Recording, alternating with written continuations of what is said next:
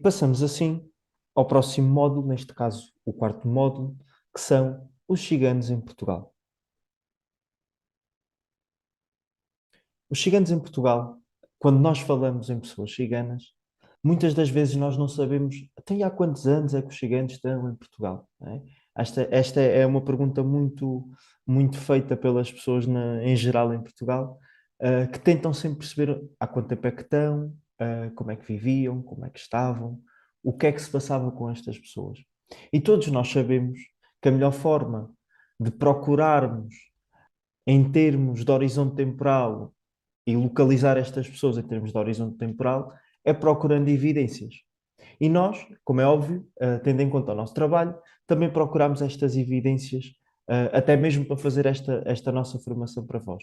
E as evidências mais antigas que nós encontramos colocam as pessoas ciganas em Portugal há mais ou menos 500 anos. Há mais ou menos 500 anos. Então vamos lá ver. Temos aqui a primeira evidência, o Cancionário Geral de Garcia de Rezende, que data de 1516, ou seja, mais de 500 anos.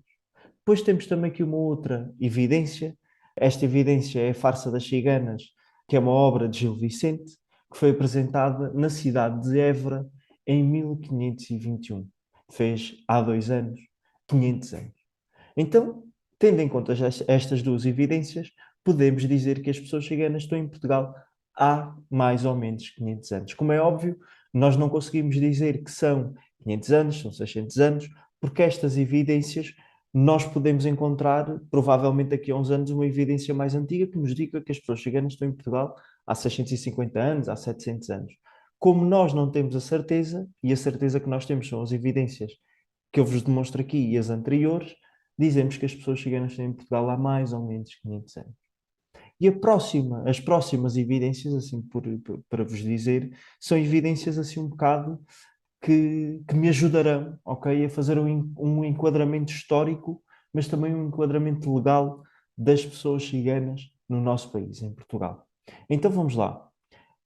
A lei mais antiga e específica para pessoas ciganas que nós encontramos, a mais antiga, é de 1526, e esta lei dizia assim: dado que em Portugal é em crença antiga que a voz do povo é a voz de Deus, ouçamos algumas das vozes persecutórias em nome da vontade do povo, que não entrem no reino e saiam os que neles estiverem.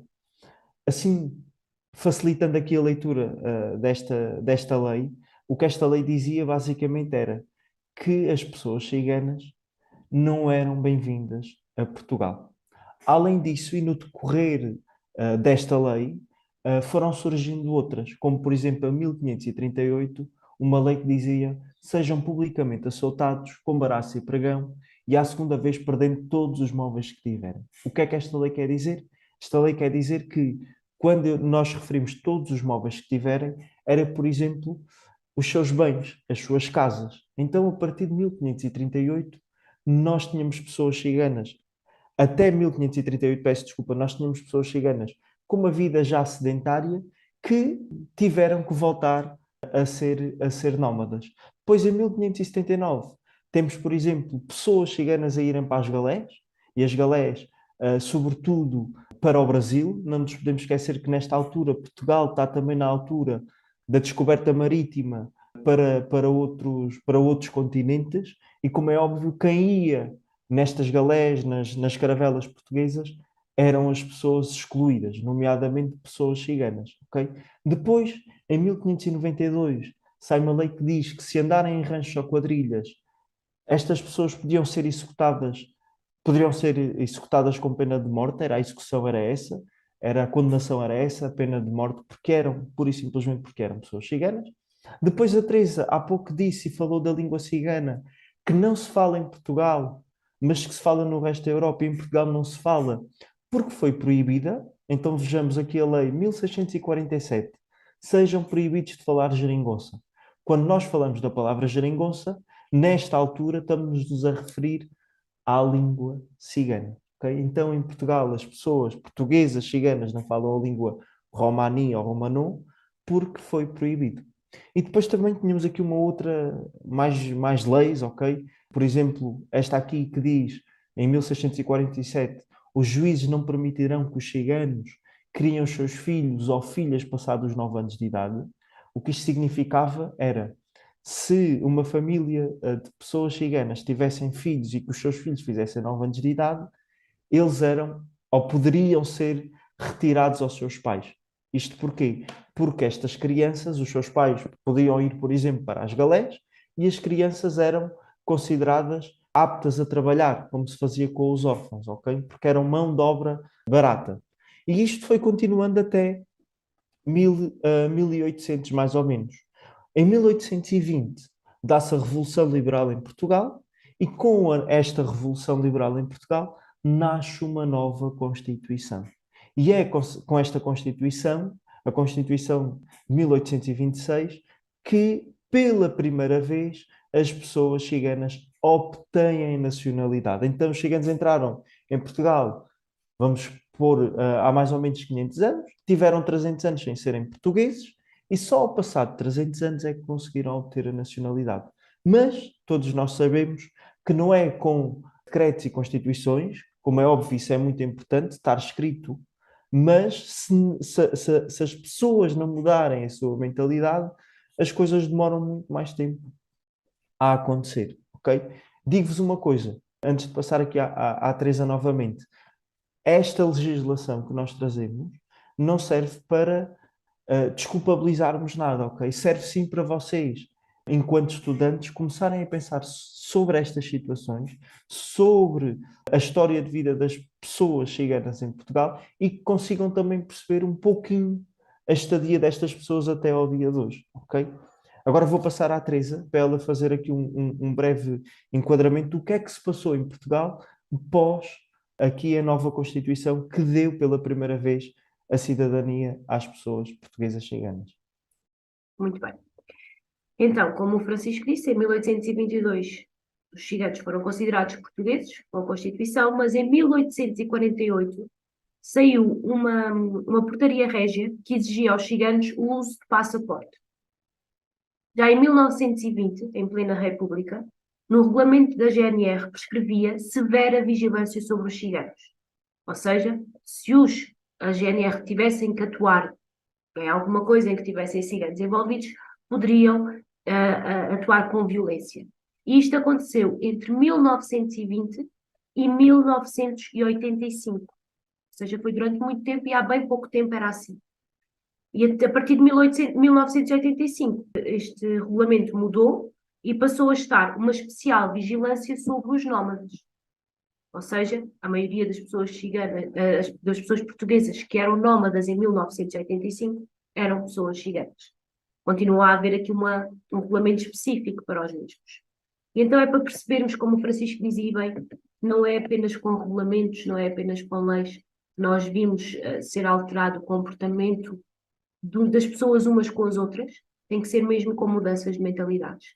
E quanto mais cedo mudarmos as nossas mentalidades e a opinião que temos sobre o outro, não permitirmos que sejam ideias pré-concebidas, ideias que já existiam, coisas que nos contaram, que vão fazer com que eu haja com outra pessoa de certa maneira, aí sim nós vamos conseguir mudar a nossa relação com os outros, incluindo os outros que são ciganos.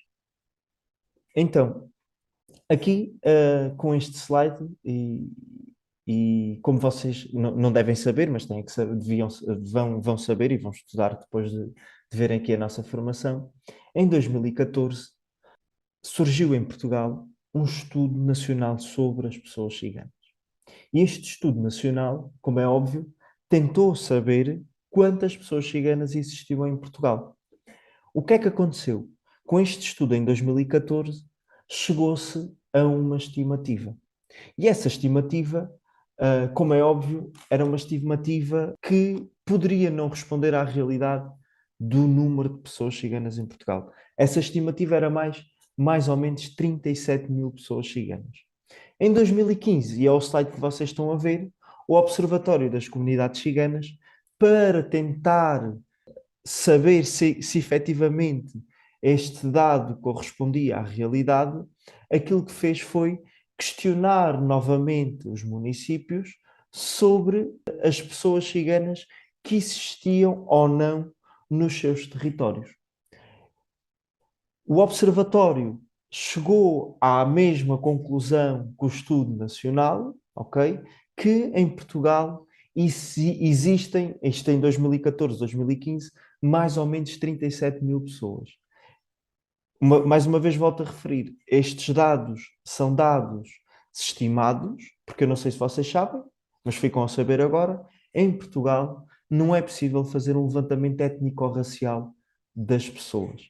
E então todos os dados que nós temos sobre pessoas ciganas são dados estimados.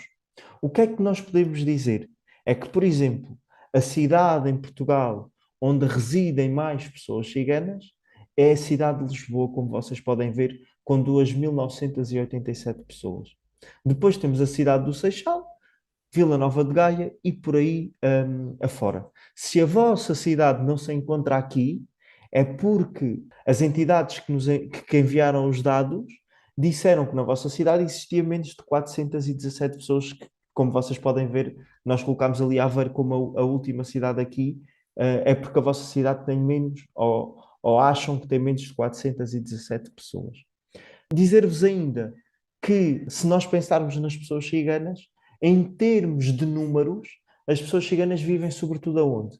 No litoral, ok? Em termos de números, em termos quantitativos, as pessoas ciganas vivem sobretudo no litoral. Já em termos percentuais, aqui o caso muda um pouco de figura. E como nós podemos verificar, observem bem, em termos percentuais, o que é que nós verificamos? É no interior do país em que existe uma maior representação das pessoas ciganas. Então vamos lá ver Mourão, olhem bem para Mourão, Monforte, Figueira de Castelo Rodrigo. Por exemplo, Mourão e Monforte, com cerca de 8% das pessoas ciganas. Figueira de Castelo Rodrigo, 4,6%. Moura, cerca de 6%. E não nos podemos esquecer que estes são dados estimados e que são de 2014, 2015. Já tem aqui alguns anos. Okay? Mas em termos de estudo, é o estudo mais abrangente que nós temos e também o mais recente. Então, fiquem com isto na vossa cabeça. Em termos numéricos, quantitativos, as pessoas ciganas vivem sobretudo no litoral, mas em termos percentuais, vivem sobretudo no interior do país. Ok?